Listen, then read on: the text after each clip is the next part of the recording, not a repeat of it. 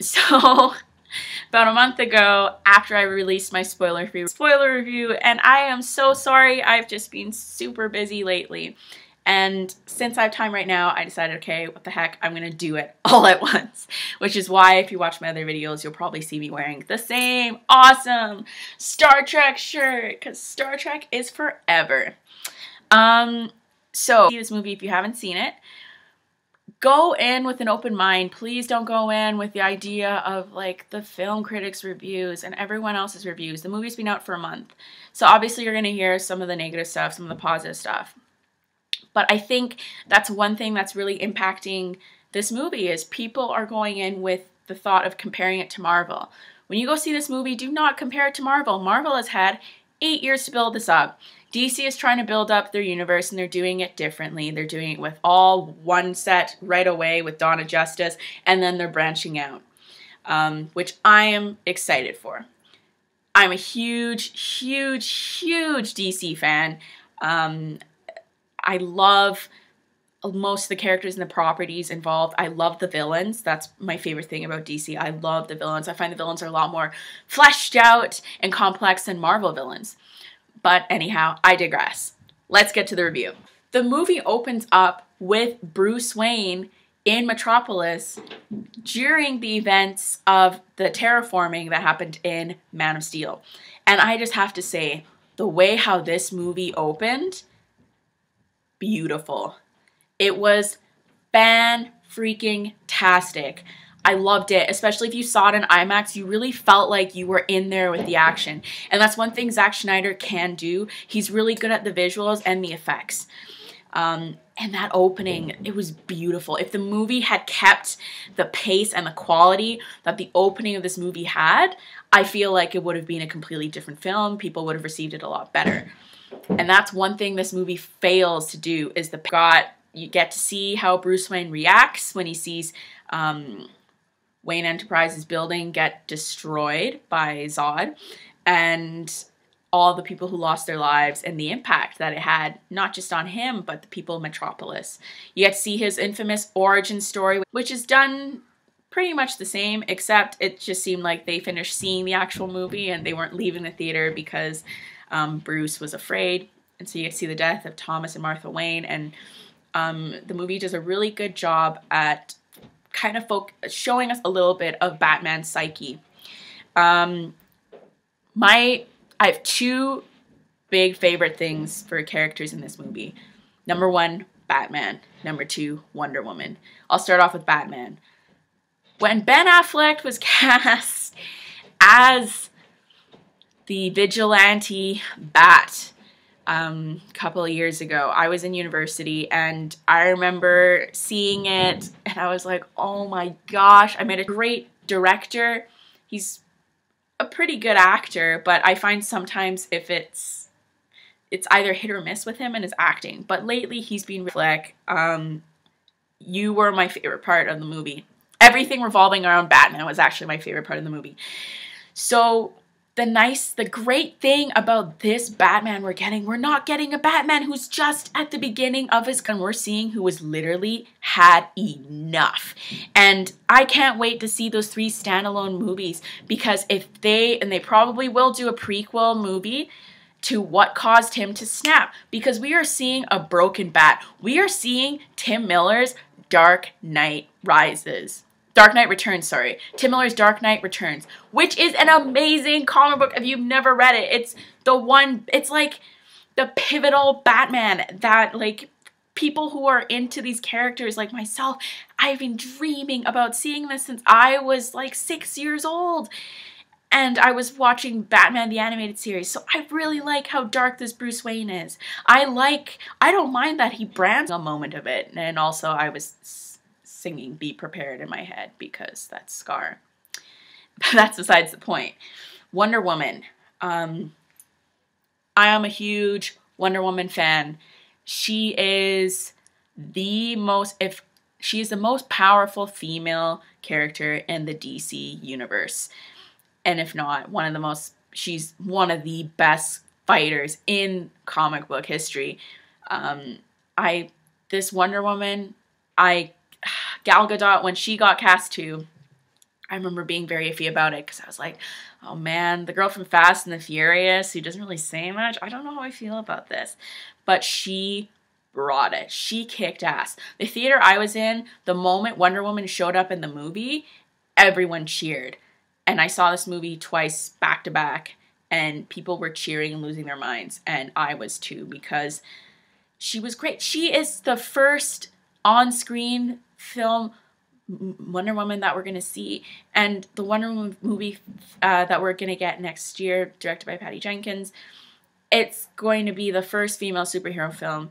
And you know what? She brought it. And I'm actually happy she wasn't really prevalent in the film, because the film does a good job at teasing us Wonder Woman, and we get to see a little bit of her powers. 18. Not too clear still. I was, while watching the movie, trying to figure out if this is the new 52 Wonder Woman, which I think it probably is the new 52 Wonder Woman, because we didn't see any flying. And as you know from the new 52, Wonder Woman cannot fly. And one of my favorite scenes too is when she gets hit by Doomsday. She falls down like a Gmail message. I was like, really? Gmail? The world's greatest detective is gonna send her a link through Gmail? Okay, this is, okay, it was a little weird, but I liked seeing Aquaman. I thought that was interesting. It raised a lot of questions. People were commenting on how it was like a Pantene Pro V commercial, but I remember seeing it and being like, oh yeah, Jason Momoa's hair is so beautiful right now. Ezra Miller is cast to be the Flash, and that was probably one of my favorite showings of the metahumans, seeing the Flash standing there and going and stopping a robbery. That was so cool, because that Cyborg, I love Cyborg. I'm a huge fan of the Justice League cartoons and Teen Titans and stuff, and Cyborg is one of my favorite characters. When I played Injustice Gods Among Us, I loved playing as Cyborg. He is a badass, and I can't wait to see what they do, how they're going to mix technology with a human, how that's going to play out, how his story is going to go, and how he's going to fit in to the Justice League in this live action. He is the world's greatest detective. I like how he would bring the fight to himself and have it all planned out. And the best fight scene though of this movie, which is going to change the way how Batman fight choreography is done, Batman in the warehouse. I remember they teased that a bit in the trailer that they released. The final trailer. But Batman taking down those guys in the warehouse, I was screaming. Like literally, my friend sitting next to me, I was shaking for joy in my seat, because literally the fight made me think of, I'm a huge fan of the Arkham games, and I was like, this is Batman, like from Arkham. I felt like we were playing like live action, especially when he was like going around. It was like, oh yeah, he got the combo streak. And one of my favorite parts is when that one guy stabs him in the back with a knife, and Batman just turns around and he's like, you just fucking didn't do that. And the guy's like, oh shit. I like that. I like how this Batman takes risks. Now let's go on to the negative. The pacing of this movie was really off. It was very evident they were trying to fit in too much into the movie, because there were 5 distinct separate storylines. There was the sequel to Man of Steel, which was Superman dealing with the courts and stuff, and what he's meant to be there, what's his purpose and stuff. Then there was Lex Luthor doing his little shit there, building Doomsday, and then there was the Dawn of Justice. Then there was like the question of Batman, and then I always forget the 5th one, but there were 5 storylines in there. Oh yeah, the 5th one would have to do with like dream sequences and stuff. The pacing was off, felt very strange, and it really felt like after that Batman and Superman fight, then they were like, oh, we need to actually create Dawn of Justice. We're going to do this right away. So we're going to throw in Doomsday. Here's Doomsday, the famous villain who kills Superman and the death of Superman. And I was so mad about that. Why would you do that? Especially since Man of Steel was an okay movie. The stakes for Superman was not up there. I feel like if they'd waited, like, it would have been fine to just end the movie without Doomsday there and still have the Dawn of Justice, but then do another movie and then in that film have the death of Superman, have his own solo film for it, because that is such a significant part in the comic books. I am not a big Superman fan. I actually hate Superman. But one thing I don't like about the current what's going on with him is he's not well fleshed out. Batman was way better fleshed out in this movie. Superman wasn't. He was very boring. He was very dull. And I like Henry Cavill's Superman. I like how he's young. I like how he's inexperienced. I like how he's brash. And I like that he was willing to give Batman a warning and not fight him right away, because that's who Superman is. And that just angered me. Like, they introduce Doomsday, they kill off Superman. And the thing is, for people like me who hate Superman, I was literally in the theater, I was like, oh yeah, Superman's dead. I'm so happy about this. Because the way how he died, he was like, oh yeah, I'm gonna go stab Doomsday with the kryptonite. And I was like, why don't you just give it to Wonder Woman? She can definitely handle it. Out of the three of you guys, she was the one who was actually like fighting Doomsday. Like, there were just so many potholes in this movie that I really hated. And the other thing was Lex Luthor's agenda. What the fuck was going on with Lex Luthor? I actually didn't mind Jesse Eisenberg's Lex Luthor. It was a different Lex Luthor, but it sort of felt like Jesse Eisenberg.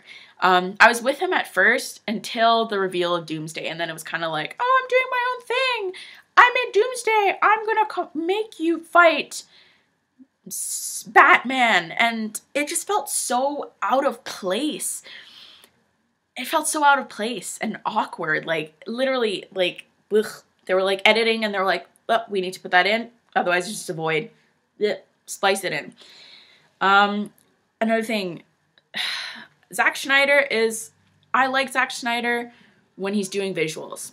Very good visual director. He understands how to do fights and stuff and make things look good. One thing he doesn't understand is story. The visuals were there, the fights were there, but story and development, just like Man of Steel, were down there, like really poorly done. To the point where, like, you shouldn't be watching a movie and being like in your head, oh, well, that's a dumb idea. Like Lois Lane throwing the Spear of Kryptonite in the reviews and stuff. I think he'll probably be put on as a producer instead of a director, which would be really nice, because right now what DC needs, this universe, they need a director who's very strong at developing characters and story. That's what they need. She was human. This movie, literally, she was doing her own little side mission, and then she is the reason why Superman basically drowns almost in a pool, and she just creates more work and is the damsel in distress. I didn't like that. Yeah, not much to say about Lois Lane. Boring. Literally, you could take Lois Lane out of this movie and people wouldn't care. And that's one thing I don't like, is they have yet to get Lois Lane done right. If you've seen the Superman animated cartoon series for a couple of years ago, well, back in like early 2000s, oh my gosh, Lois Lane is sweet. I love Lois Lane in the cartoons because she's intelligent, she can hold her own, and she's not always a damsel in distress, and I like that. The Amy Adams Lois Lane, I don't get that. I see that she's trying, and I'm not blaming the actress. I'm blaming the writing and everything. It's just such an out-of-place character.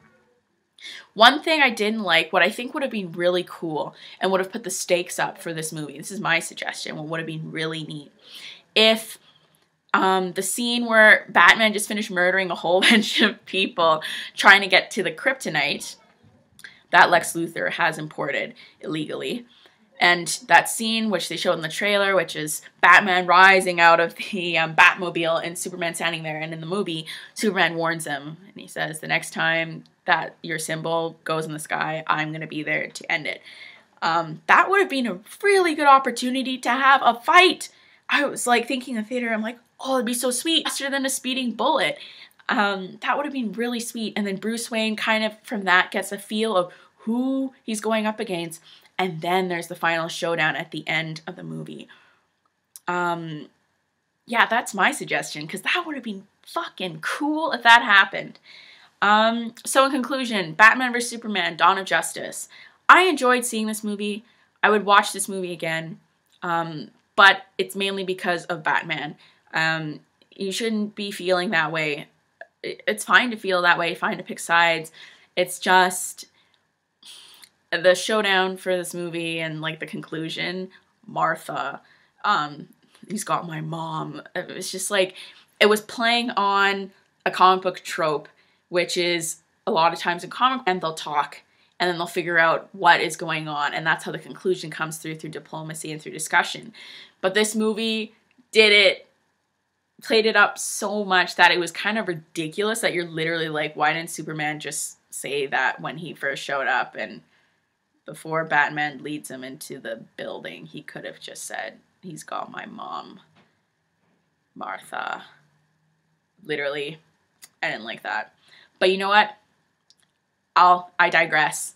I enjoyed that movie. I recommend anyone who's a fan